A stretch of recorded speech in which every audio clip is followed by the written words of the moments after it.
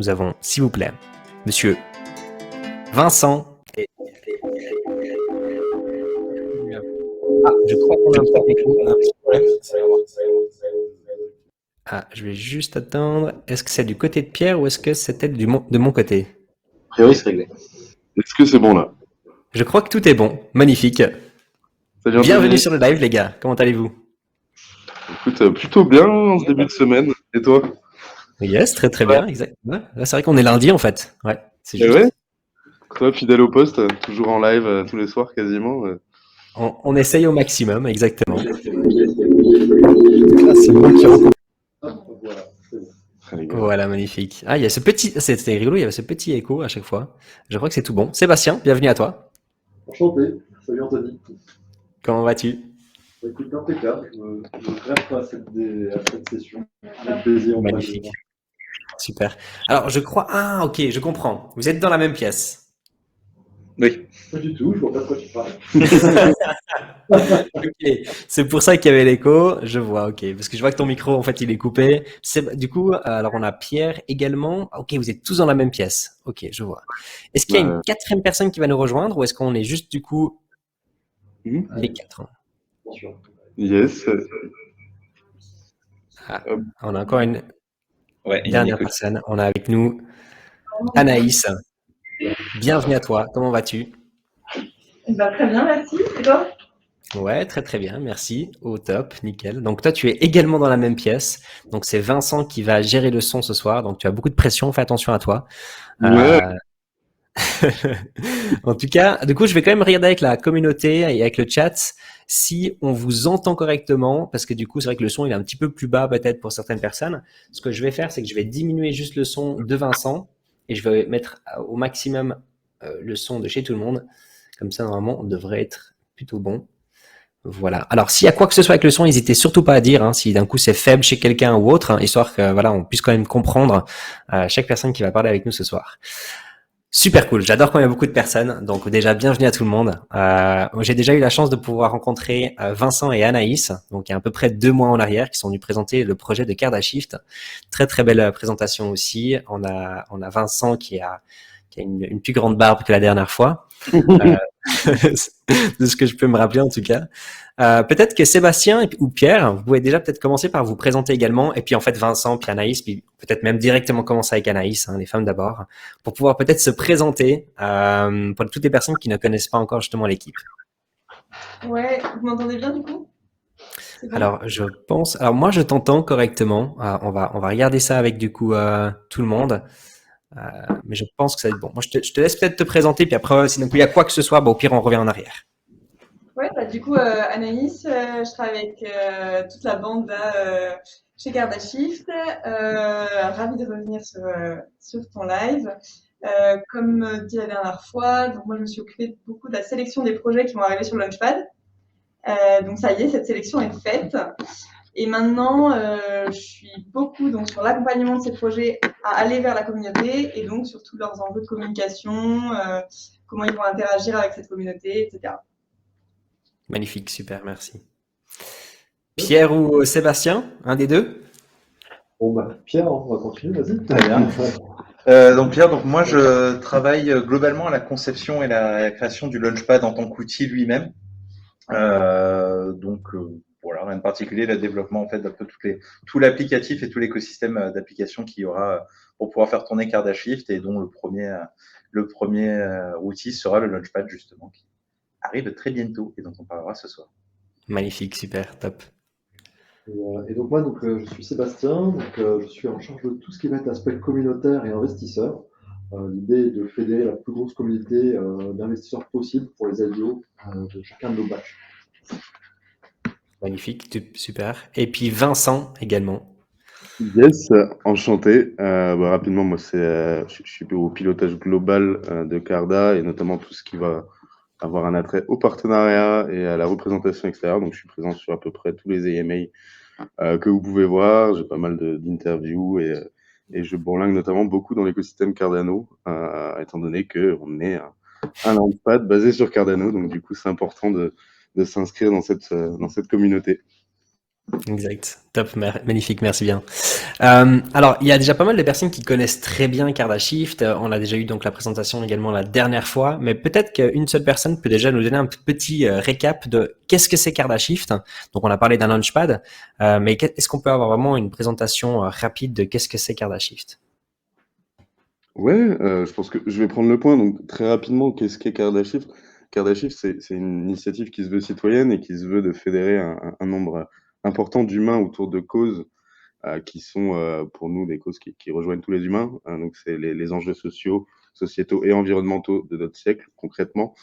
Et la blockchain, les crypto-monnaies offrent un vecteur qui est assez incroyable pour fédérer toute cette masse d'humains, tant pour diriger les investissements vers les projets qui sont liés à la transition, ou pour investir directement dans ces mêmes projets.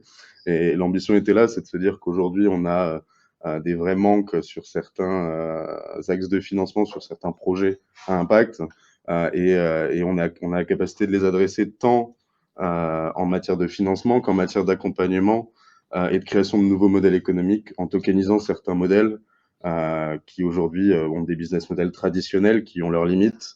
Avec une forme de tokenisation, on arrive assez facilement à entrevoir des modèles où on peut mieux concilier une rentabilité économique et l'impact très concret positif que doit avoir le projet. Et donc, on s'est structuré en 3 entreprises avec 3 expertises complémentaires, blockchain, impact, même si c'est un peu réducteur de dire juste impact, c'est l'innovation au sens large, et produit, Startup Studio. L'objectif étant de pouvoir accompagner des projets de l'idée pratiquement jusqu'au financement et post-financement, aller vers des financements successifs aux besoins à mesure qu'on scale l'entreprise. Magnifique. Donc ça, c'est seulement sur Cardano, on est d'accord. Aujourd'hui, notre launchpad et la technologie est basée sur Cardano. Après, nous n'excluons pas la possibilité de faire lever des fonds sur une autre chaîne ou pour un projet qui se déploierait sur une autre chaîne, pour la simple et bonne raison qu'on n'a pas une attache particulière à Cardano. On a une attache à la technologie au sens large et ce qu'elle permet. On est forcément ouvert vers d'autres horizons que Cardano, même si on aimerait bien que sur nos premiers batchs et quand le temps qu'on fasse nos armes, on soit aussi très Cardano, parce que ça fait du sens par rapport à qui on est et pourquoi on a décidé d'aller sur Cardano initialement. Ok, super. On pourra peut-être poser un petit peu des questions si on a un petit peu de temps à la fin, justement, un petit peu plus, pourquoi Cardano, des choses comme ça, comme on l'a eu peut-être également un petit peu la dernière fois. Mais ce soir, du coup, il y a quand même pas mal d'avancements du côté de Cardashift qu'on va pouvoir du coup mettre un petit peu en avant pour la communauté aussi. Je sais que vous aimeriez peut-être également partager l'écran ce soir pour pouvoir montrer peut-être aussi certaines choses. Est-ce que vous voulez nous parler du coup un petit peu plus du Launchpad? Où est-ce qu'on en est aujourd'hui en rapport avec le Launchpad? Ouais, je pense que la meilleure personne pour en parler, c'est le stratège du produit. Hein. Ça va être ça. Le Launchpad, du coup, peut-être parce que j'ai vu des questions qui sont passées pour resituer ce que c'est. En fait, le Launchpad, c'est la plateforme qui va permettre de suivre les projets sur tout leur cycle de vie. C'est-à-dire que, en fait, au travers du Launchpad, on propose à différents projets de pouvoir de prospecter, en fait, de demander à y participer. Il va y avoir une première sélection qui est celle dont Anaïs parlait pour être sûr de pouvoir présenter une promotion de projet qui puisse couvrir un spectre assez large d'ambition, en fait, et de valeurs, je dirais.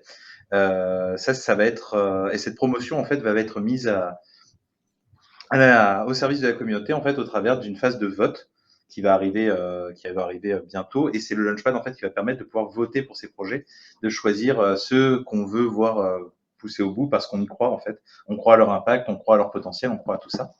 Donc c'est sur le Launchpad que sera cette première grande action, le fait d'aller voter, et c'est ce qu'on va détailler juste après.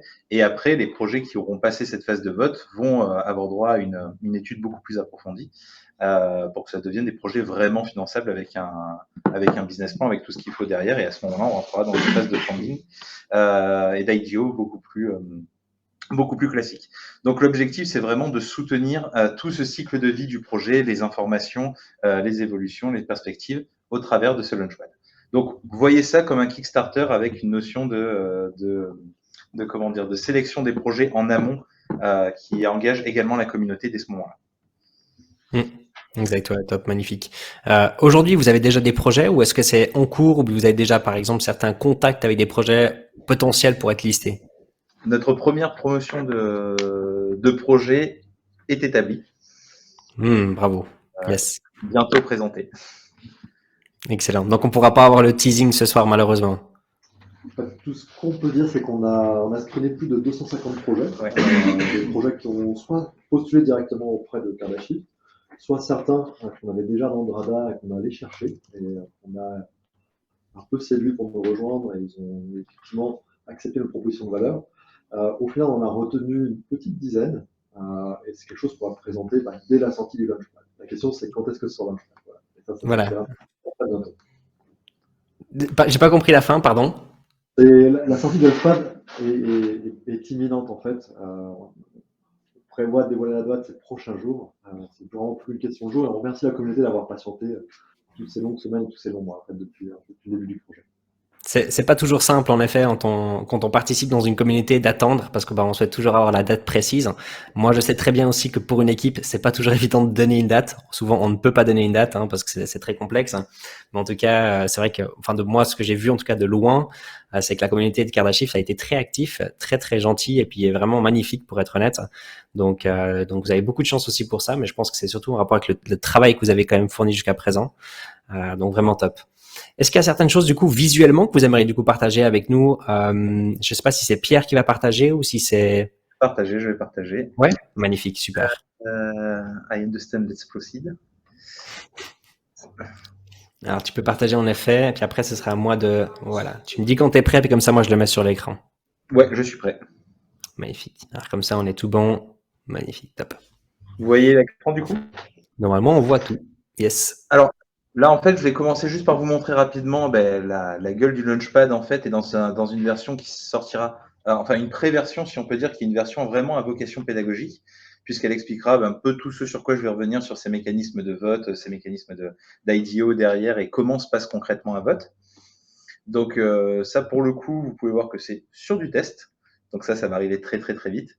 Et on retrouve en fait nos notions de, voilà, d'abord quels sont les projets pour lesquels on va voter, comment ça va se passer, dans quoi ça s'inscrit, quel est mon levier d'action, les règles également, mais là encore je vais revenir sur le détail, juste après pour savoir quels sont les projets qui passent. Et derrière le financement des projets qui arrivera un peu plus tard, sur les projets qui justement auront été sélectionnés. Et les grands classiques, donc où est-ce que vous pouvez acheter le clap nécessaire pour voter et pour les investissements, et également pour tous les porteurs de projets, en fait, c'est-à-dire les 250 notamment, qu'évoquait Sébastien à l'instant, qui sont également ici. Donc voilà, ça c'est pour vraiment, il n'y a pas spécialement d'action sur cette première version qui arrivera très bientôt. Et en ce qui concerne l'itération qui enchaînera derrière, c'est-à-dire la présentation des projets et comment ça s'appelle, le mécanisme de vote qui va avec. Pour le coup, ce sera sur maquette, même si les développements sont pas mal avancés. Est-ce que vous voyez toujours le fait que j'ai changé d'anglais, ça déconne pas? Non, c'est tout bon. On voit parfaitement. Ouais. Okay. Donc, pour entrer un peu dans le détail, bon, déjà, comme vous pouvez le voir sur la plupart des sites qui traitent de ça, connexion wallet, très classique, là, c'est déjà fait ici. Pour l'instant, on aura Flint et Nami qui sont compatibles, on travaille à en rajouter d'autres. Mais pour l'instant, on part là-dessus, pour les premières itérations. Et pour participer à une phase de vote, ça se présentera comme ça, les différents projets. Globalement, il y a une seule chose à faire au début, c'est de s'inscrire. Alors, pourquoi on s'inscrit? C'est tout simplement déjà, nous, pour se rendre compte un peu de l'emphase qu'il y a sur les votes et du nombre de votants qu'on va avoir pour pouvoir prendre éventuellement des actions si jamais il y a 2 votants où il y en a 200 000, c'est pas exactement la même. Soyez 200 000, s'il vous plaît. Et donc, voilà. Globalement, on peut s'inscrire et surtout se rendre compte de qu'est-ce que ça va m'apporter de participer à cette phase de vote. L'idée qu'on a introduit pour cette phase de vote, et je vais m'attarder dessus 5 minutes, c'est que ma quantité de clap possédée n'est pas directement proportionnelle avec ma capacité à voter. On n'est pas sur une approche linéaire, on est sur une approche, je ne sais pas ce que c'est l'inverse de polynomial. L'inverse de polynomial, en gros, on a introduit une notion qui s'appelle le ticket de vote, qui est de dire, en fait, je ne vais pas voter avec mes claps, je vais voter avec mes tickets de vote. Et les tickets de vote que je vais obtenir correspondent à la racine carrée du montant que j'ai en clap. Pourquoi avoir rajouté cette complexité? En fait, l'idée, c'était de trouver un juste milieu pour être à la fois pragmatique et en même temps juste et démocratique. On ne voulait pas que les très gros portefeuilles éclatent complètement la concurrence en termes de vote. qu'un très très gros porteur ou deux gros porteurs votent et ça met fin à tout ce qui se passe derrière. Donc ça, cette notion pour donner plus de chance à plus de monde, on l'a mise, vous allez le voir, à différents niveaux du processus. Et le premier, c'est justement ça. L'obtention de tickets de vote se fait sur une base de racine carrée du nombre d'ADA que je possède. D'où l'idée de venir s'inscrire au préalable et on va aller regarder le nombre d'ADA qu'il y a sur les portefeuilles en question, d'ADA, excusez-moi, de CLAP, qu'il y a sur les portefeuilles en question. Et ça va me générer un certain nombre de tickets. Et vous pouvez voir par rapport au nombre de CLAP holdés ce que ça va vous rapporter. Donc, si je peux me permettre, donc du coup, juste pour les personnes qui comprennent, nous, c'est vrai qu'on a déjà présenté beaucoup de projets ici.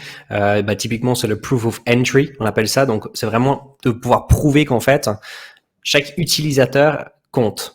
C'est surtout ça, en fait, l'objectif. C'est de se dire, voilà, même si moi je viens, je suis pas un gros holder, j'ai maximum $100 pour pouvoir participer, eh ben, cette personne a quand même un vote, et puis cette vote-là a une certaine importance, comme on sait très bien aujourd'hui dans beaucoup de DAO. Malheureusement, on peut voter, mais ça n'a aucun impact parce qu'on sait qu'il y aura 3 personnes derrière qui vont prendre la vraie décision.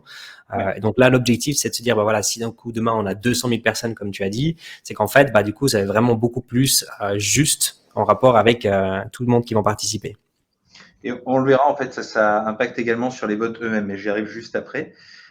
Juste un petit point sur le fait que donc le mécanisme qu'elle attend, c'est un mécanisme de holding pour savoir en fait comment on va calculer les tickets de vote.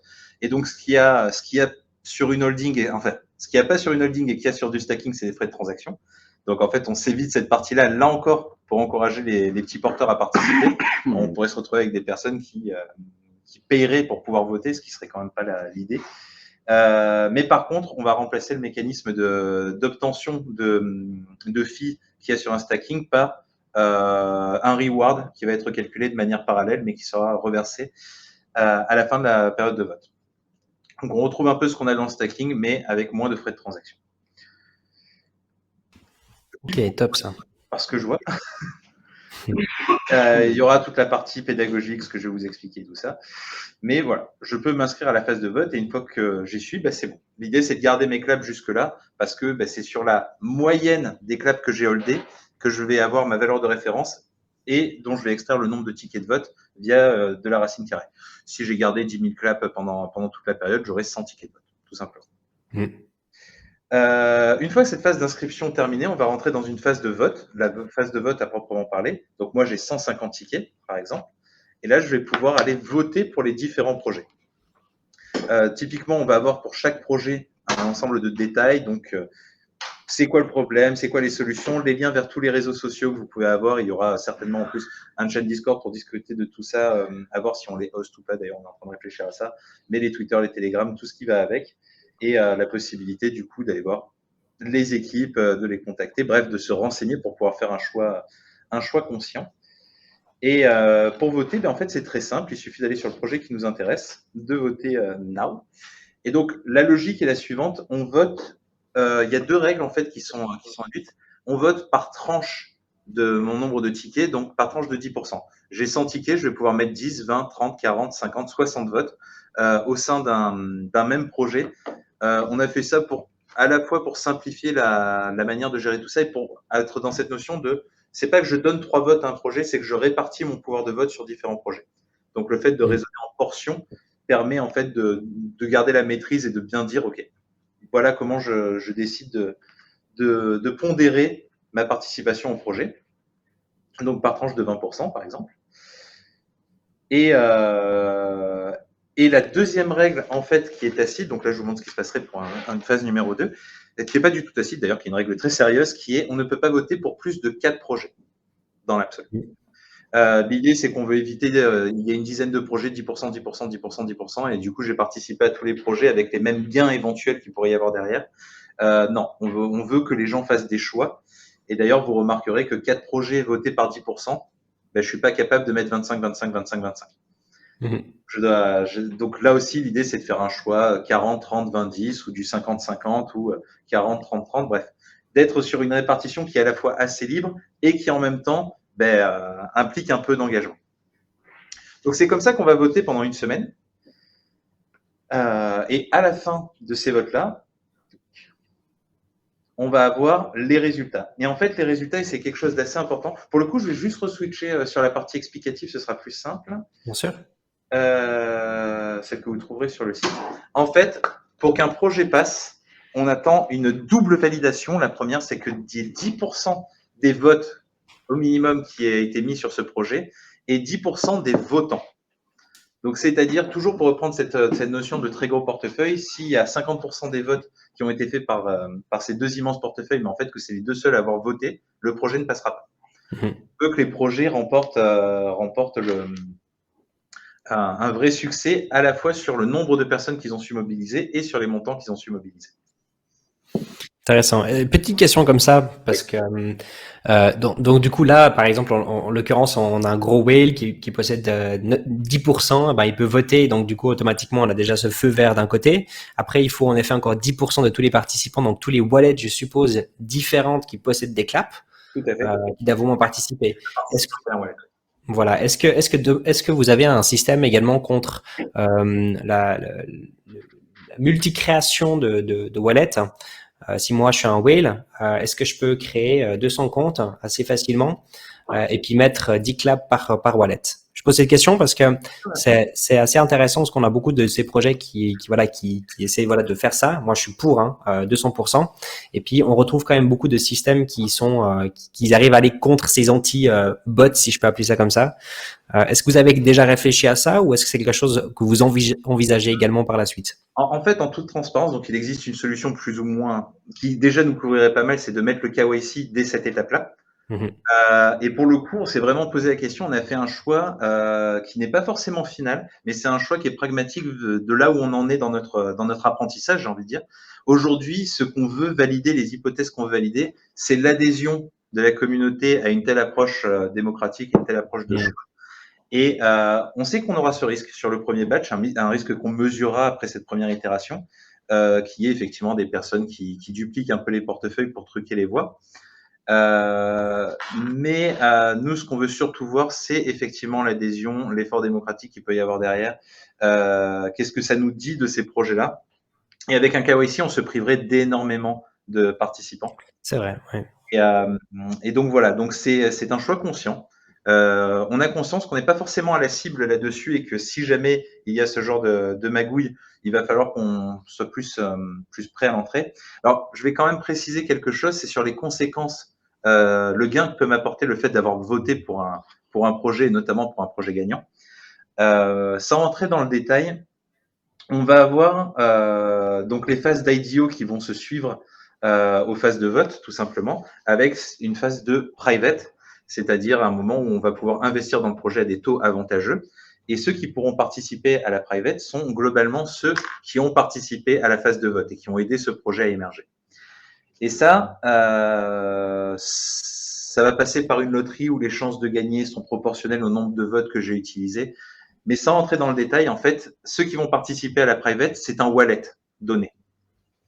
Et par conséquent, si en fait j'ai créé 100 wallets pour pouvoir être sûr de mettre mes jetons au bon endroit, mais en fait j'ai un seul de mes wallets puisque là il y aura un KYC à ce moment-là et il y aura que ce wallet-là qui aura le droit de participer. Mhm. Donc c'est pas forcément un bon calcul non plus dans l'absolu de se peiner à faire ça, puisque le KYC arrivera dans tous les cas. Et le KYC, du coup, va dire vous n'avez le droit d'investir qu'avec, entre guillemets, puisqu'on peut faire des déplacements, mais 10% de votre potentiel, puisque vous avez choisi de le séparer en 10 au début. Ouais, ok, intéressant, top. Voilà, globalement, en termes d'écran, je pense pas avoir plus de choses à vous montrer. Ok, moi, si je peux peut-être juste te poser une question sur les projets, puis peut-être pour les gens, pour qu'ils comprennent aussi un petit peu, est-ce que tu peux peut-être expliquer un petit peu plus en détail à quoi ça sert de voter? Si moi j'ai 100 claps sur mon compte, à 20% $, est-ce que je dois voter ou est-ce que, parce que c'est vrai que des fois c'est embêtant pour certaines personnes, il faut qu'ils soient un tout petit peu, comment dire, oh, j'ai oublié le terme, je le connais en flamand, mais j'ai oublié en français. Fainéant, pardon, j'ai oublié. Alors pourquoi voter? Pourquoi voter? Alors déjà, juste une petite précision sur le petit portefeuille. Déjà, voter ne coûte rien. Même pas un frais de transaction. C'est déjà un premier élément. Donc, au moins, ça ne coûte rien. Donc, les gains que ça peut me rapporter, c'est justement celui-ci. Si on parle d'un gain purement pratique, c'est la possibilité de pouvoir participer à la private des projets en question et donc de pouvoir profiter de taux avantageux à ce moment-là. Mhm. Donc ça, c'est le gain, j'allais dire, le plus effectif. On a les rewards pour avoir voté. Globalement, le fait d'avoir holdé et d'avoir participé à cet effort démocratique va me rapporter des rewards, dont on est en train de détailler le calcul, mais globalement, on va se parler de 1% si on a tout fait bien de ce qu'on a holdé. Magnifique.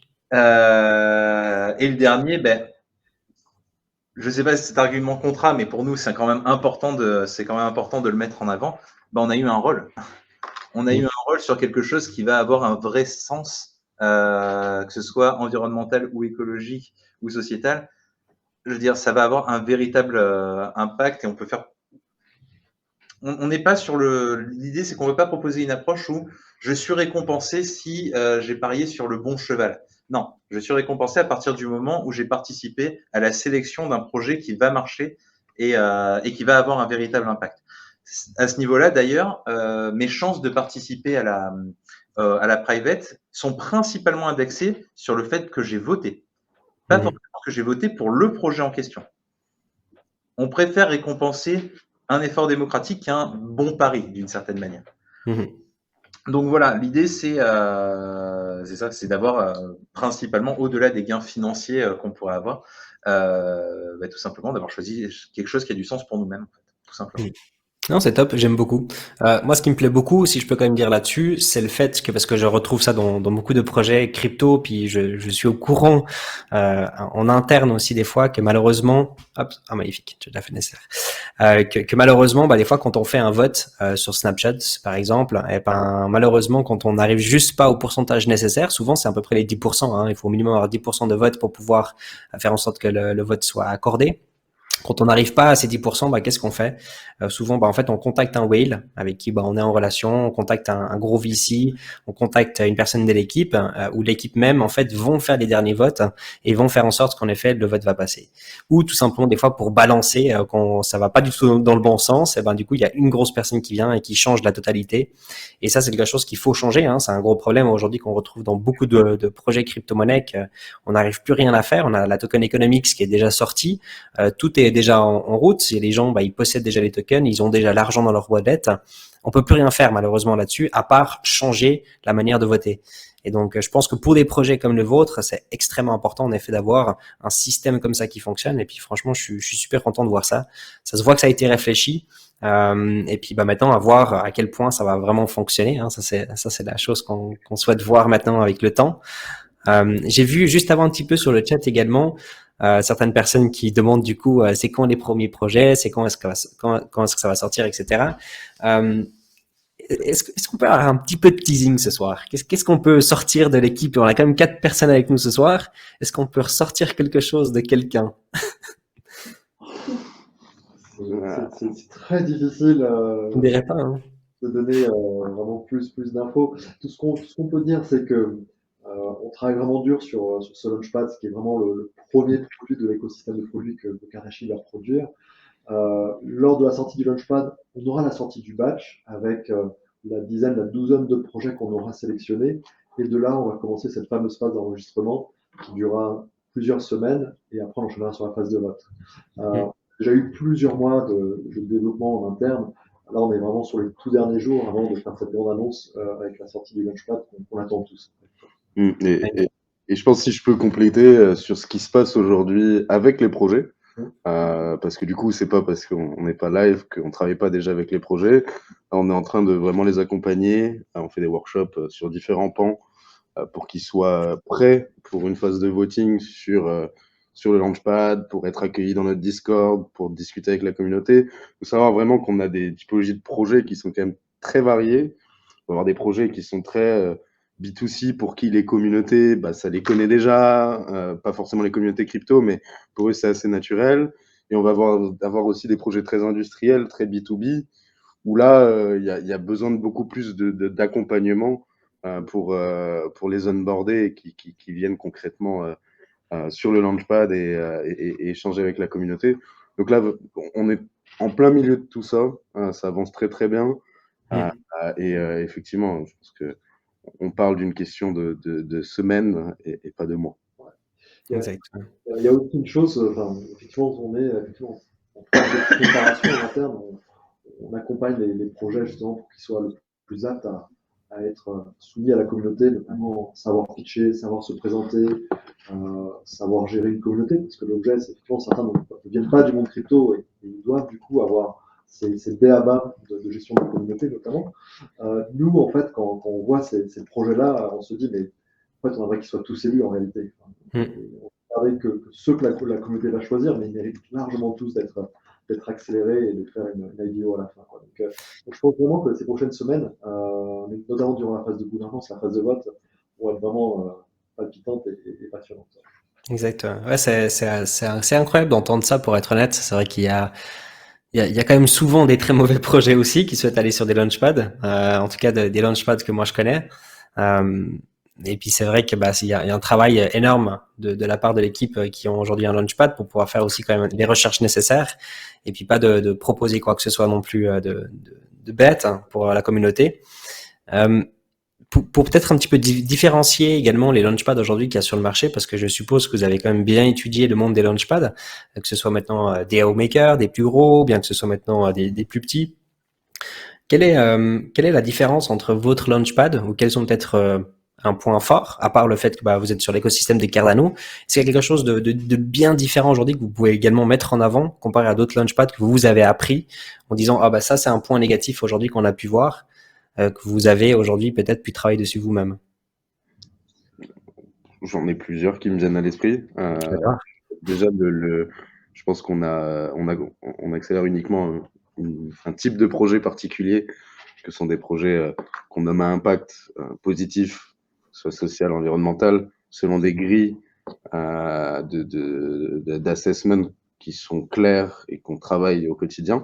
Donc déjà ça, c'est quelque chose qui nous différencie de la majeure partie des launchpads qu'on peut voir dans l'écosystème. Ensuite, il y a une notion d'accompagnement. On n'est pas juste une plateforme pour lever des fonds.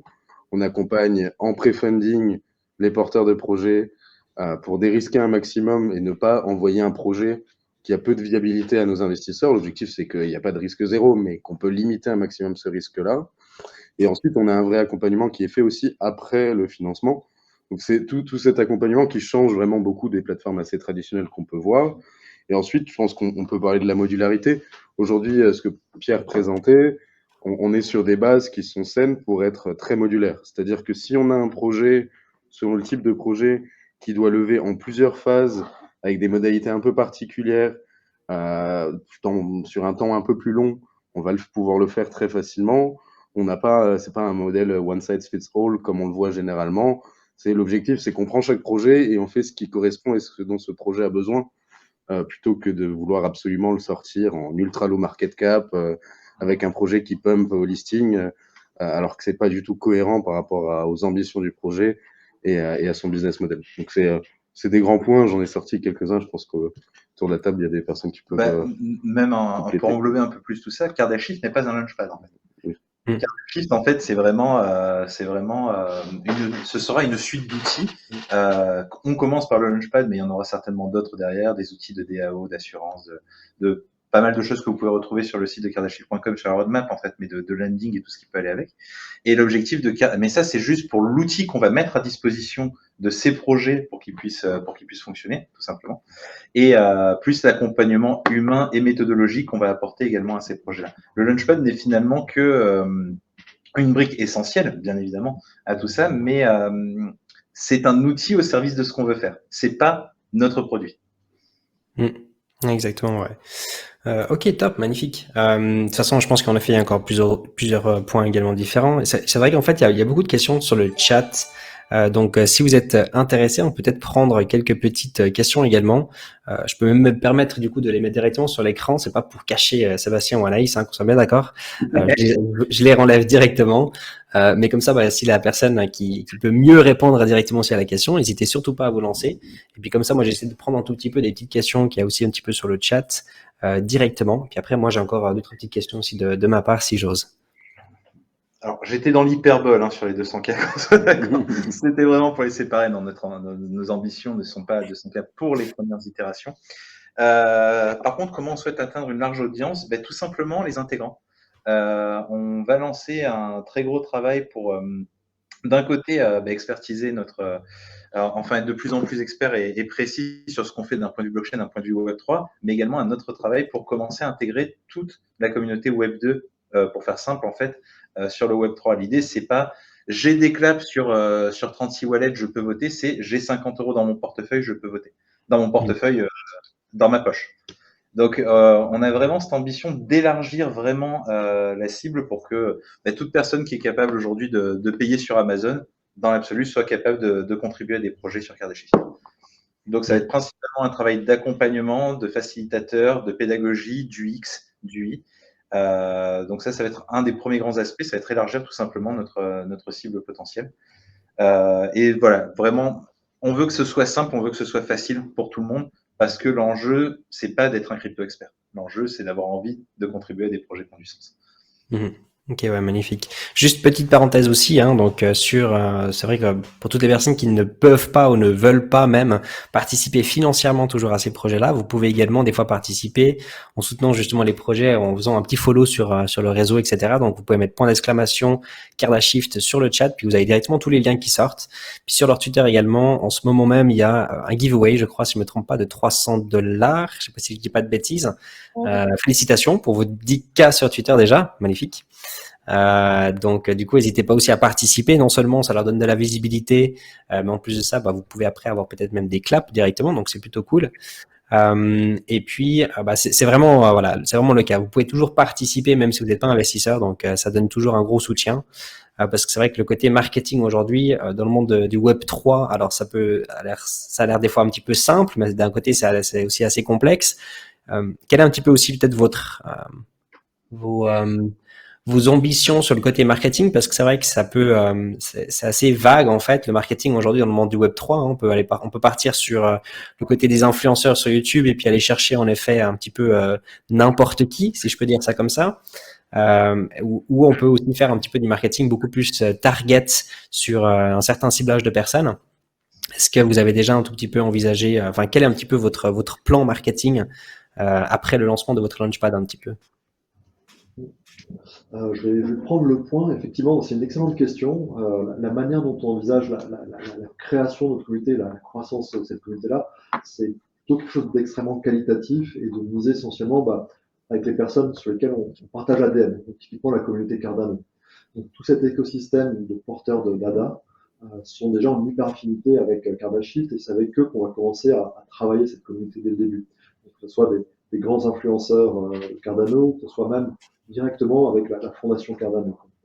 Et après, effectivement, on a déjà travaillé pendant l'ICO avec un certain nombre d'influenceurs français et même internationaux. Et c'est quelque chose qu'on va refaire cette fois-ci dans le cadre de la promotion du batch, mais c'est plutôt une relation au long cours. Il ne s'agit pas de faire un one-shot et un deuxième. Là, on va établir une relation de long terme, justement pour à chaque batch qu'on ait une couverture du batch par cet écosystème d'influenceurs, à la fois Cardano et à la fois crypto, côté France et prochainement international, lorsqu'on va un peu plus scaler le modèle. Ok, magnifique, ouais. C'est vrai que rien que la communauté Cardano, il y a déjà bien assez à aller chercher, si je peux dire ça comme ça. C'est assez énorme, hein. Enfin, je pense que vous connaissez encore mieux que moi, mais c'est vrai que moi j'avais beaucoup participé en 2017 jusqu'en 2021. Maintenant, j'ai plus trop le temps de vraiment être focus sur un projet, donc j'ai plus trop vu les avancements. Mais c'est vrai que c'est assez fou à quel point la communauté est très forte du côté de Cardano. On serait vraiment choqué quand on connaît pas. Et ils sont assez silencieux en fait, beaucoup plus silencieux qu'on l'imagine. C'est une communauté qui grossit et qui se développe énormément. Enfin, si on regarde, il y a quelques mois de ça, quand on s'est lancé, il n'y avait qu'un seul DEX. Aujourd'hui, on a 5-6, voire même beaucoup plus. Et c'est une communauté qui est extrêmement aidante. Et donc, du coup, il y a aussi beaucoup de synergie en développant des partenariats. Donc là, on travaille par exemple avec Genuciel, on travaille avec d'autres partenaires Cardano, avec qui on partage cet ADN et du coup, il y a énormément de synergie à développer. Exactement. Il y aura la possibilité peut-être d'avoir Charles qui passe un jour faire un petit coucou puis dire que le projet est bon. Je peux dire qu'on travaille dessus en tout cas. Ah ouais. Si je peux vous aider, je le ferai au cas où, mais malheureusement, j'ai pas le contact direct. Il y avait une question ici qui a déjà été posée du coup 2 fois également de Samy. Je ne sais pas si quelqu'un veut également répondre à la question. Je crois que ça avait déjà été un petit peu répondu juste avant, durant la présentation. Ça va éventuellement évoluer. Globalement, le modèle actuel sur lequel on part et qu'on est en train d'éprouver, mais plutôt probabilistiquement, on va dire, c'est qu'il n'y a pas de limite au financement à partir du moment où on est sur la phase de private. Par contre, le fait d'y être, lui, sera concomitant, on va dire, au nombre de tickets qui ont été utilisés. Pour faire simple, si vous avez voté dès le début de la phase de vote une certaine quantité de vos tickets sur un projet qui part en IDO, vous êtes sûr de participer à sa private. Sinon, ça va passer par une loterie. Et une loterie, en fait, où mes chances de gagner cette loterie sont correspondantes au nombre de tickets de vote que j'ai utilisés. Et si je les ai utilisés sur le projet en question, ces tickets sont doublés, pour faire ça. Donc, en gros, plus j'ai voté, plus j'ai de chances d'y participer, plus j'ai mis sur le bon projet, plus j'ai de chances de participer. Et donc, aujourd'hui, mon effort de vote, sur quoi il agit, il agit plus sur le fait de pouvoir être sur la whitelist de la private que ce que je vais pouvoir financer une fois sur la private. Donc, aujourd'hui, le modèle est celui-ci. On est en train de l'éprouver. Ouais. En gros, c'est surtout aussi ceux qui participent vont plus recevoir aussi en général. Oui. Et puis, bien voir quelque chose aussi, c'est que en fait, ceux qui ne font rien, on en parlait justement, ceux qui ont dit bon, je me suis inscrit comme ça, j'ai mes rewards, ils peuvent. Et je m'occupe plus de rien, mais par contre, là, les seuls qui pourront participer à la private sont ceux qui ont eu un rôle actif de voter et de mettre leur ticket de vote quelque part. Ouais, c'est intéressant ça. C'est bien des fois de punir certaines personnes. Ouais, on a voulu mettre un reward au même niveau que l'action qui déclenche le reward. Le reward de récupérer 1% de frais sur ce que j'ai holdé, en fait, c'est parce que tu as holdé que tu es récompensé de ces 1%. Le fait d'être récompensé de participer au private, c'est corrélé au fait qu'on ait voté, qu'on ait choisi ce projet-là. Donc, notre système est en fait sur l'idée d'avoir un reward qui est vraiment correspondant à l'effort qui a été fait. Ah, j'aime beaucoup. Ok, magnifique, ça, top. Il y a une petite question ici assez sympa aussi. Comment calculez-vous l'impact des projets sélectionnés? Eh ben, bonne question.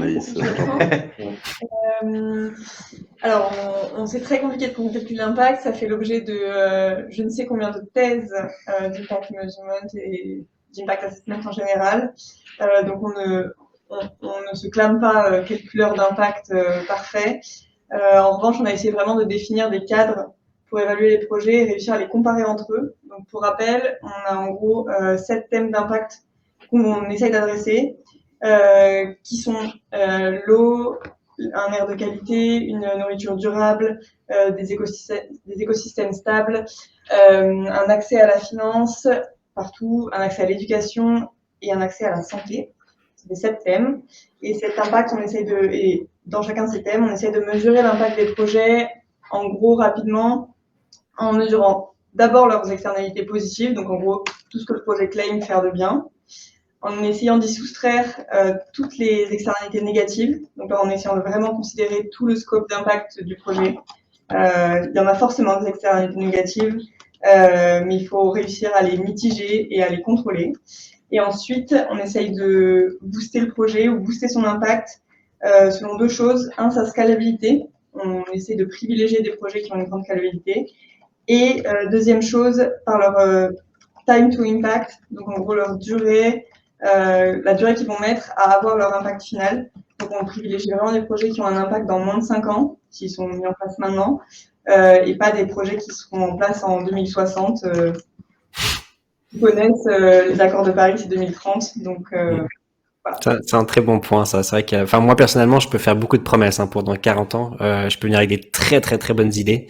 Et malheureusement, c'est vrai que des fois après, on peut financer ces sortes d'idées ou de promesses pour tout longtemps, et puis qu'au final, des fois, il y a rien. Donc, je pense que c'est un très bon point aussi de dire que tout ce qui est plutôt court terme, et surtout, on sait que ça va extrêmement vite aujourd'hui dans le monde de la blockchain.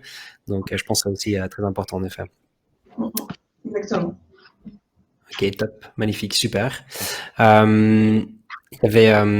J'avais juste ça en tête, comme ça je t'avance qu'on avait fait une interview de TerraBio DAO, je ne sais pas si vous connaissez, et ça pourrait être un projet très intéressant aussi pour vous peut-être, en mode de collaboration peut-être. Ils sont beaucoup sur... Oh, j'ai pas envie de dire de bêtises, je déteste dire de bêtises, mais en gros, ils veulent comme donner des sortes de flags, on va dire, sur certains bons projets qui ont quand même aussi un certain impact. Et donc, après, ils veulent travailler avec la France justement pour avoir un tag officiel par la suite. Mais ouais. En tout cas, ça peut être quelque chose d'assez intéressant avec vous. Puis normalement, on a bientôt une interview de nouveau avec eux, donc j'aurai du coup un petit peu plus d'informations sur le projet. C'est m'est venu comme ça. Pardon. Ces projets, juste pour ajouter, il y en a pas mal qui, en gros, essayent de maintenant certifier et valoriser un investissement responsable. Donc, ça va vers en gros, le marché des crédits carbone, par exemple, ou comme si on valorisait le projet qui économise du carbone, un impact social, etc. Et c'est très intéressant de voir les méthodes de certification, notamment. Genre comment ils vont réussir à attribuer une certaine valeur à un tel projet, sur quelle base, etc.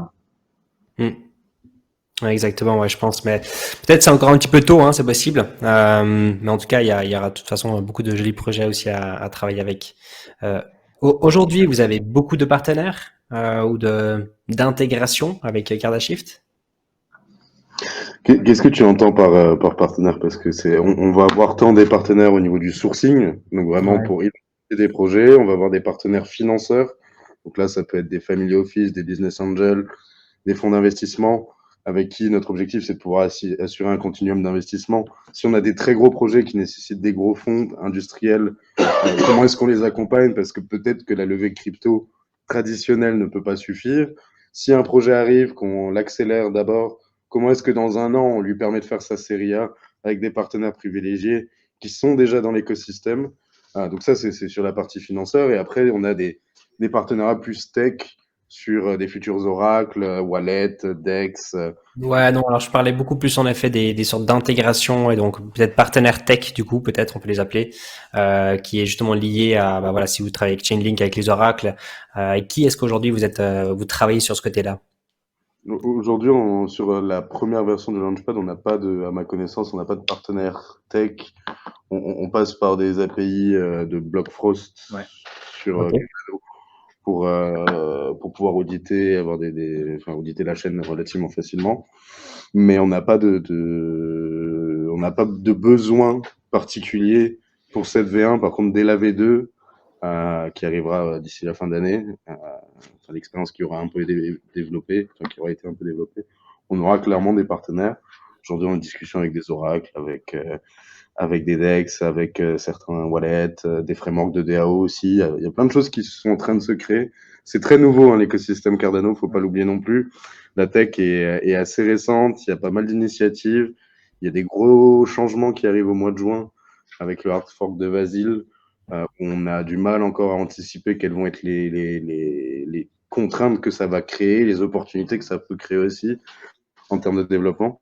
Donc on est plutôt en attente. Aujourd'hui, nous, ce qui nous intéresse, c'est de faire un process qui fonctionne et de réussir à prouver, ou du moins à tester nos thèses sur le voting, etc. Et derrière, de pouvoir, au fur et à mesure, apporter ça on-chain, à mesure que les outils de Cardano se développent dans le bon sens aussi, quoi. Mhm. Ok, magnifique, ouais, top. C'est vrai que de toute façon, c'est vrai que c'est encore, vous êtes vraiment aujourd'hui au tout début, donc il y a encore beaucoup de choses de toute façon encore à mettre en place, hein. Ok, magnifique. On a encore à peu près 10 minutes devant nous. Petite question rapide. C'est quoi le hashtag debug the world pour ceux qui ne connaissent pas? On le voit partout là sur Twitter tous les jours. Qui se lance? Seb, Anaïs? Ouais, carrément. Bah, des bugs de Word, en fait, il y a plusieurs choses. C'est à la fois un des tout premiers moments fédérateurs de Cardashift en interne, celui qui a créé la cohésion dans l'équipe. En fait, on se disait, mais comment définir Cardashift en quelques mots si on devait s'exprimer. Donc évidemment, on s'est dit, on a un launchpad, il y a de l'impact, de l'accélération. Et comment le synthétiser avec une tagline? Et on s'est dit, bah, debug the world, en fait. C'est ce qui nous a le plus amusé, le plus captivé en termes d'attention. Et je trouve que la mission, elle est bien résumée dans cette catchline, en fait. Et elle est extrêmement ambitieuse. Il s'agit de faire shifter le monde dans lequel on est, de préparer le monde de demain. Et le tout, avec la crypto, avec la blockchain, et on se dit que le mot debug, ça incarne cette communauté très geeky, qui est la communauté crypto, en fait. Et du coup, c'est devenu un petit peu notre baseline, et c'est avec ça que justement on fait des hashtags sur Twitter pour essayer de marquer un peu le coup. Voilà. Et ça marche plutôt très bien. Ouais, je suis d'accord avec vous, ouais, exactement. Mais en tout cas, c'est top, franchement, j'aime beaucoup. Debug the World, ça sonne bien, ça donne envie de participer, en tout cas. Vraiment. Excellent. Juste une petite question ici de Zazounette. Quelle vont être la durée de placement des claques sur les projets? Des claques, pas des claques. Qu'est-ce que j'ai dit? J'ai dit des claques? Oh mince, je suis pas, c'est lundi, c'est lundi. Des claps, bien sûr, des claques. Oh, c'est con, ouais, ça va pas. Yes. Alors, la question, il y a plusieurs interprétations. Sûr de bien comprendre. Donc, je pense que la personne veut dire combien de temps on va pouvoir hold, détenir des claps pour être récompensé. En fait, tout ça, c'est pendant toute la phase de vote, de la souscription jusqu'à que le vote soit finalisé. Donc, c'est une temporalité qui est à peu près d'1 mois aujourd'hui. Ok, magnifique. C'est dans cette durée-là que les placements des claps, donc le fait de conserver ces claps et du coup d'avoir le pouvoir démocratique finalement, c'est ce moment-là qui est récompensé. Ok, magnifique, super. Est-ce que les projets environnement sont audités par les scientifiques? Ouais. Alors, pour présenter un petit peu la team Impact, on est tous, on vient tous on est soit ingénieurs, soit d'écoles de commerce, mais souvent, en gros, on a fait des études scientifiques. Et la lead Impact, celle qui a donc audité vraiment tous les projets, etc., vient des 3 entreprises derrière Kardashift qui est Steam, qui est un cabinet de conseil dans les grandes réinventions et qui s'occupe notamment de l'assessment des projets à impact et la réinvention pour les grandes transitions à impact, dans un cabinet de conseil qui est dans Steam, qui est derrière Kardashift. Donc, je vais dire oui sur la question, ça a été un assessment scientifique. Après, on a vraiment un grand enjeu à aller de plus en plus se connecter avec l'écosystème, qu'il soit monde réel, crypto ou quiconque s'intéresserait à l'impact pour aller, en gros, promouvoir l'intelligence collective. Et c'est pour ça qu'on sait vraiment on développe vraiment de plus en plus de partenariats. Côté Cardano, il y a Cardano for Climate qui accueille pas mal de scientifiques qui veulent voir des projets impact se développer dans l'écosystème.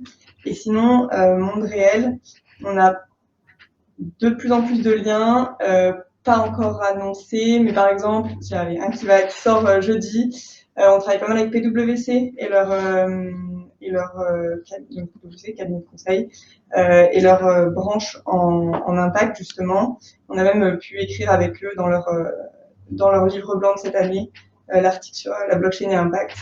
Donc voilà, c'est pour vous faire une petite overview des partenaires monde réel avec qui on travaille pour nos grilles d'assistance. Ok, magnifique, top, super. Il y a également, juste du coup, parce que c'est quand même quelque chose que beaucoup de personnes souhaitent savoir, hein, donc du coup la date de la sortie de Launchpad également. Où est-ce qu'on va pouvoir du coup avoir cette annonce le plus rapidement possible? Est-ce que c'est vraiment directement sur votre Twitter ou est-ce que c'est mieux sur sur d'autres réseaux par hasard? Là, le mieux en fait pour nous suivre, en fait, c'est rejoindre notre Discord. On a une communauté de pratiquement de 10 000 membres, et c'est là-dessus on communique de manière très privilégiée. En fait, on a un canal d'announcement, on a évidemment un canal général, mais dans le canal d'announcement, c'est là où on retrouve toutes les news, et c'est là où on les publie en tout premier. En fait.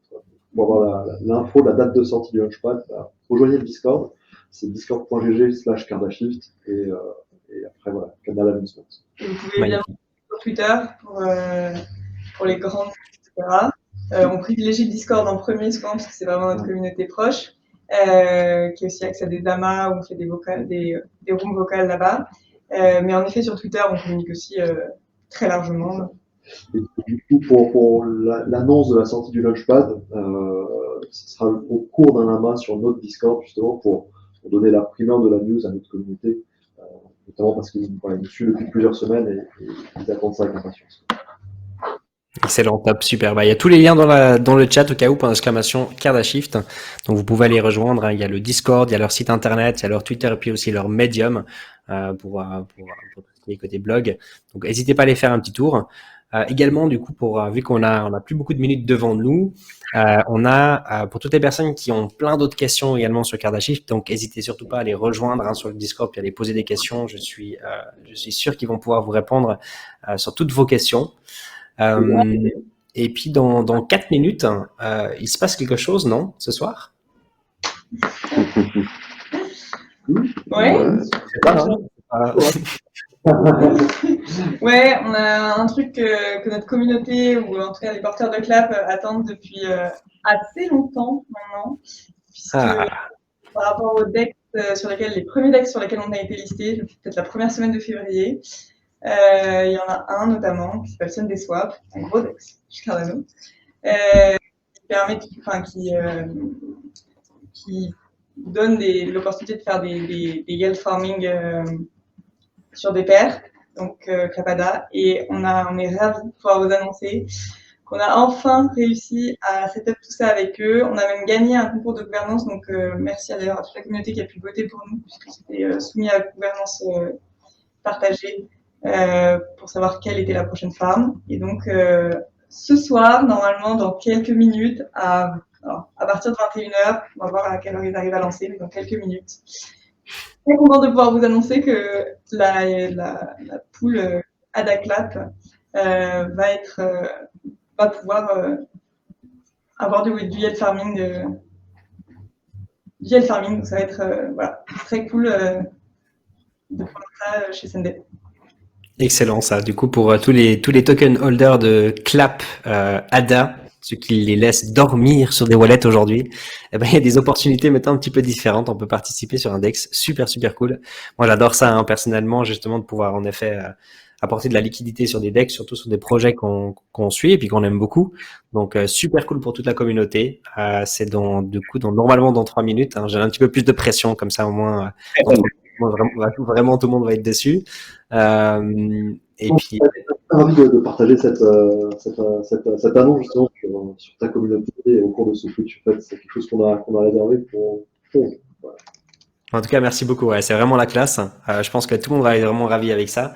Et puis aussi, moi, si je peux juste préciser une chose en rapport avec ça, parce qu'on connaît très bien malheureusement le monde de la crypto-monnaie, faites quand même assez attention. Malheureusement, il y a toujours des personnes assez malins qui vont profiter des moments comme ça, peut-être pour lancer une autre pool de liquidité ou quelque chose. Ils vont se faire passer pour l'équipe de Cardashift, ils vont vous contacter en privé. Donc, faites bien attention avec tout ça. Si vous n'êtes pas 100% sûr ou bien vous avez quoi que ce soit comme doute, allez de nouveau sur leur Discord. Vous allez tout de suite voir en effet les tags qui fait partie réellement de l'équipe, et puis il y aura les annonces officielles également sur leur Discord. Donc du coup, c'est là où vous allez sûrement avoir les liens, je suppose, en tout cas pour la pool de liquidité également. Donc allez suivre l'officiel, faites attention aux messages privés, c'est toujours très important, j'aime bien toujours le préciser. On a malheureusement beaucoup trop de hackers encore aujourd'hui dans le monde du Web3. Donc faites bien attention à ça, mettez pas votre argent n'importe où, mais plutôt dans la confiance de l'équipe si vous êtes plutôt des token holders de Clap. Ok, magnifique. Il nous reste une petite minute du coup pour se dire au revoir gentiment. Vincent, Pierre, Sébastien, Anaïs, merci infiniment d'avoir participé aujourd'hui, vraiment super cool. Je pense qu'on aurait pu encore poser plein d'autres questions, mais malheureusement on a d'autres personnes qui vont nous rejoindre du coup juste après, donc du coup on va devoir se quitter maintenant, mais comme d'habitude, vous savez très bien, vous pouvez toujours nous recontacter s'il y a quoi que ce soit ou des avancements du côté de Cardashift, et puis qu'on peut les mettre en avant pour la communauté aussi. C'est toujours un grand plaisir de vous avoir également ici. Et puis, c'était un plaisir de pouvoir rencontrer surtout Pierre et Sébastien aussi. Vraiment super cool. Vincent, Anaïs, cool de vous avoir revu ce soir. Puis, moi, je vous souhaite courage. Dans quelques secondes, vous allez avoir un petit peu de pression. Et puis, sinon, courage avec tout le reste, avec tous les autres projets. Et puis, nous, de toute façon, on va suivre ça de quand même assez proche avec le lancement du Launchpad. On se réjouit pour tout ça. Merci Anthony. Merci beaucoup. À très vite. Salut. Ciao. Excellente soirée à vous. Bye bye.